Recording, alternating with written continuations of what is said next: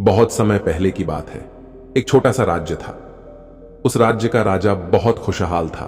उसके पास किसी चीज की कोई कमी नहीं थी। प्रजा भी अपने राजा का खूब आदर सत्कार किया करती थी। प्रजा अपने राजा से बहुत खुश थी। लेकिन आज कुछ ऐसा हुआ था जिससे राजा की नींद हराम हो चुकी थी। राजा को रात भर नींद नहीं आ रही थी। 25 सालों से आज तक ऐसा कभी नहीं हुआ था। राजा के साम्राज्य पर आज तक किसी ने हमला करने का प्रयास तक नहीं किया था, लेकिन आज पड़ोसी राज्य ने इस छोटे से राज्य पर आक्रमण कर दिया। और आज राजा को अपने 25 साल पहले का वह दिन याद आने लगा, जब वह एक राजा ना होकर केवल एक सेनापति था और वह अपनी राजा की आज्ञा का पालन करते हुए युद्ध की तैयारी कर रहा था। लेकिन उस वक्त उसके मन में कोई शंका नहीं थी, किसी चीज का निर्णय नहीं लेना था, इसलिए वह चैन से उन चीजों की तैयारी में जुटता था। राजा बहुत सोच में था। उसे समझ नहीं आ रहा था कि आखिर वह अपने साम्राज्य को किस तरह से किसी और राजा के हाथों में सौंप दे, जो साम्राज्य को हासिल करने के लिए उसने दिन रात एक कर दिया, कई लोगों को धोखा दिया, कई लोगों को पीड़ा दी, कई लोगों को कष्ट दिया, कई प्रकार की राजनीति रची, कई प्रकार के षड्यंत्र रचे। इतनी सारी मेहनत करने के बाद जब उस राजा का सिंहासन प्राप्त हुआ था, उस सिंहासन को, उस साम्राज्य को वह अपने हाथ किसी और को कैसे थमा दे, राजा को कुछ भी समझ नहीं आ रहा था कि वह क्या करे। वह बहुत चिंतित था, परेशान था, करवटें बदल रहा था, लेकिन उसे कोई तरीका सूझ नहीं रहा था। राजा यह बात बहुत अच्छी तरह से जानता था कि बात केवल मेरी नहीं है, इस पूरे साम्राज्य की है। राजा ध्यान करना जानता था। वह बार बार ध्यान करने का प्रयास भी कर रहा था ताकि वह शांत हो सके, उसका मन शांत हो सके और वह अपनी अंतरात्मा की आवाज सुन सके। उसने कई बार प्रयास किया, लेकिन हर बार उसे असफलता ही हाथ लगी। वह अपने मन की आवाज अर्थात अपनी अंतरात्मा की आवाज सुनने में असफल रहा, जिस कारण वह बहुत परेशान था, चिंतित था और बहुत दुविधा में था। वह समझ नहीं पा रहा था कि आखिर वह क्या फैसला करे। और उसके पास बहुत कम समय भी बचा हुआ था। केवल उसके पास आज रात का ही समय था। कल सुबह पड़ोसी राज्य उस पर आक्रमण कर देगा।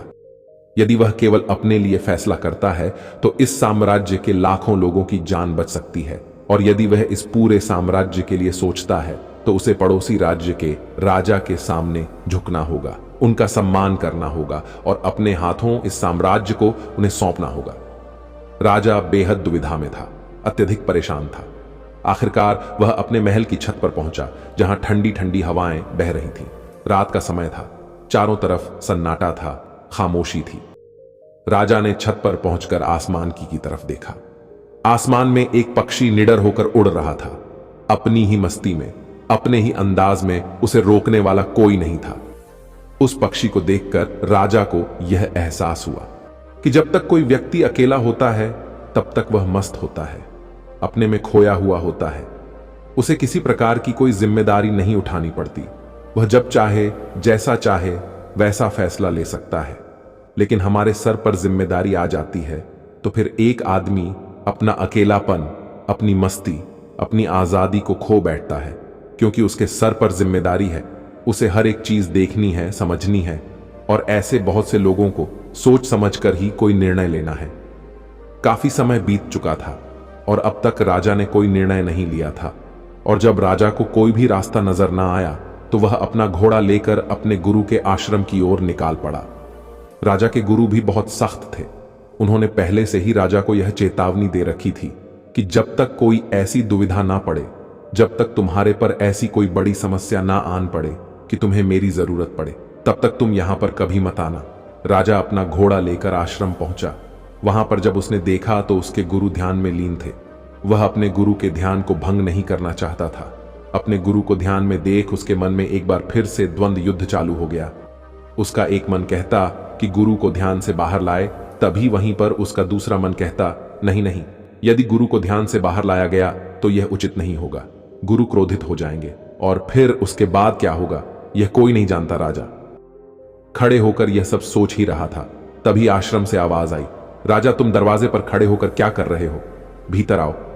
राजा आश्रम के भीतर गया और उन गुरु को प्रणाम करके कहता है, गुरुदेव आप तो मेरे मन की बातें भले भांति जानते हैं।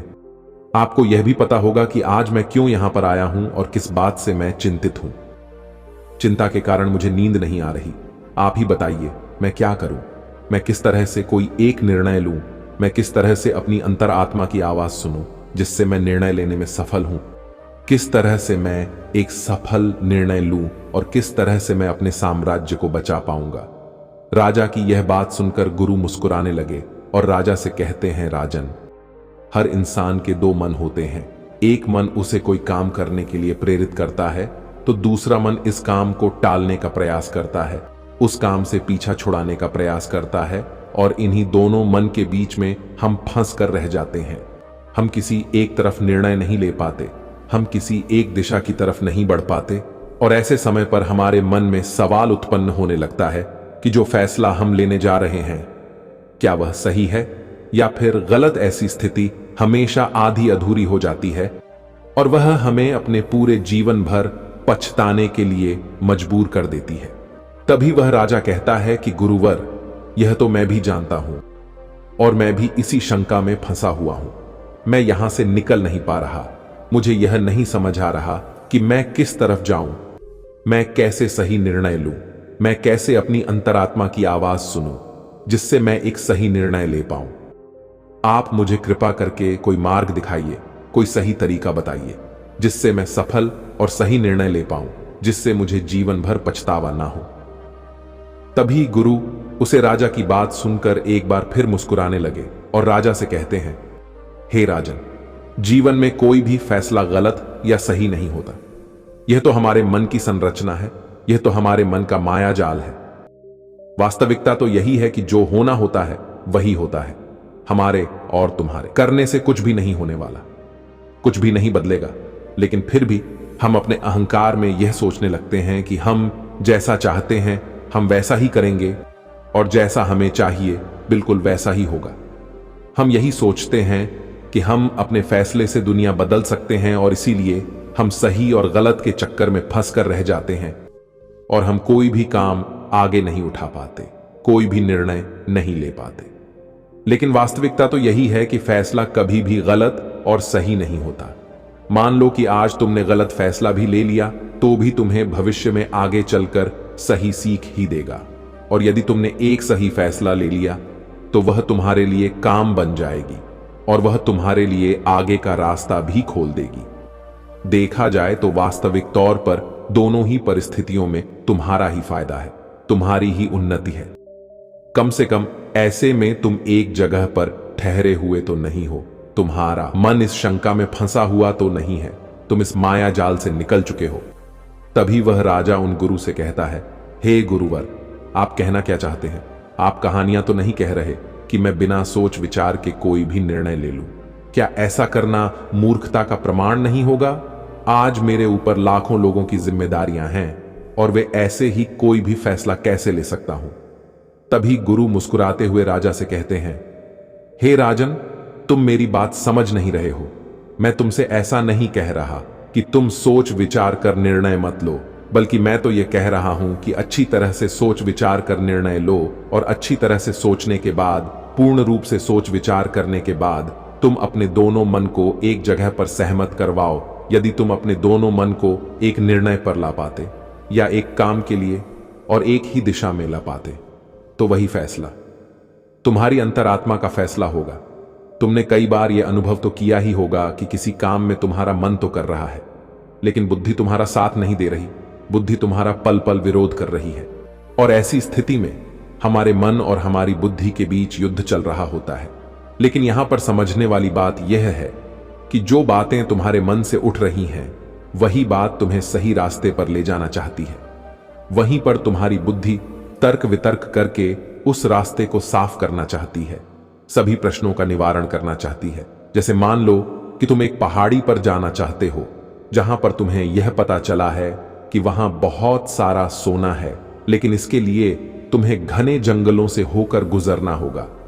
तुम्हारा मन वहां जाने के लिए तैयार है, वह सोना को पाना चाहता है, लेकिन तुम्हारी बुद्धि तुमसे यह कह रही है जंगल बहुत घना है और बहुत खतरनाक भी है, वहां पर तरह तरह के विशाल जानवर रहते हैं, तरह तरह के जंगली जानवर रहते हैं और उसका रास्ता भी सुरक्षित नहीं है। वहां पर चोर, डाकू और लुटेरे भी हो सकते हैं, पर पता नहीं वहां पर रास्ते में कुछ खाने पीने को मिलेगा या नहीं मिलेगा, और हमारी जान को खतरा भी हो सकता है। यह सारे प्रश्न हमारी बुद्धि खड़ी करती है, लेकिन इसका अर्थ यह नहीं कि तुम्हारी बुद्धि तुम्हें रोकने का प्रयास कर रही है, बल्कि वह तुम्हें सतर्क कर रही है। और जब तक तुम अपनी बुद्धि के सवालों का निवारण नहीं कर लो, तब तक आगे बढ़ना मूर्खता का प्रमाण ही होगा। ऐसे रास्ते पर जाने से पहले तुम्हें अपने खाने पीने की सामग्री का इस्तेमाल करना होगा। उसके बाद सुरक्षा के लिए कुछ हथियार और कुछ सैनिकों को भी साथ लेना होगा।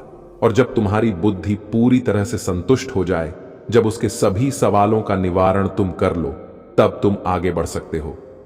अब तुम्हारी बुद्धि के सभी सवालों का निवारण हो चुका है, लेकिन कुछ ऐसे लोग भी होते हैं जिन्हें पता होता है कि उसे पहाड़ी पर खजाना है, लेकिन वह यह भी जानते हैं कि रास्ता बड़ा कठिन है, लेकिन वह अपनी यात्रा कभी शुरू ही नहीं करते हैं।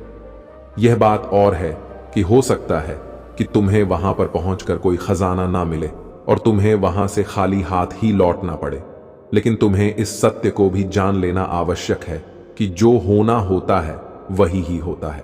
उसका अफसोस करके कोई मतलब नहीं। तुमने तो अपनी पूरी कोशिश की थी, तुमने अपना पूरा प्रयास लगा दिया था, लेकिन इसके बाद भी तुम्हें सफलता ना मिले, तो इसका अर्थ यही है कि वहां पर तुम्हारे लिए जो होना था वही हुआ है।